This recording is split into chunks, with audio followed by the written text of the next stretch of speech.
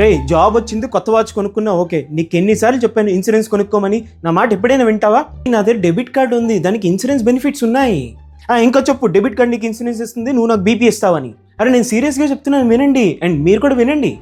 మనకి HDFC, ICICI అలాగే SBI లాంటి పెద్ద బ్యాంక్స్ వాళ్ళ యొక్క డెబిట్ కార్డ్స్తో పాటు మనకి ఫ్రీ ఇన్సూరెన్స్ ఇస్తుంటారనమాట.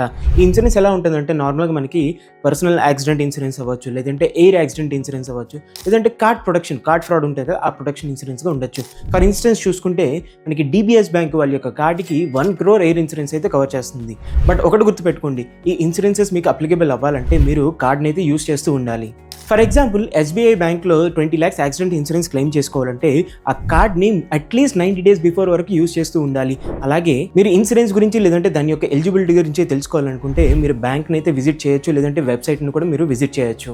అండ్ ఈ కవరేజెస్ అనేవి ఒక్కొక్క బ్యాంక్కి ఒక్కొక్కలాగా ఉంటాయి, మీరు స్క్రీన్ మీద చూడొచ్చు. బ్యాంక్ టు బ్యాంక్ ఈ కవరేజెస్ అన్ని మారిపోతుంటాయి.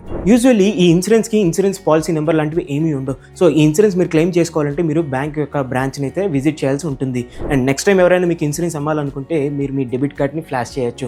అండ్ ఇలాంటి మరిన్ని ఇన్ఫర్మేటివ్ వీడియోస్ కోసం గ్రో తెలుగుని ఫాలో అయిపోండి. అండ్ ఈ వీడియోని మీ ఫ్రెండ్స్ అండ్ ఫ్యామిలీతో షేర్ చేసేయండి.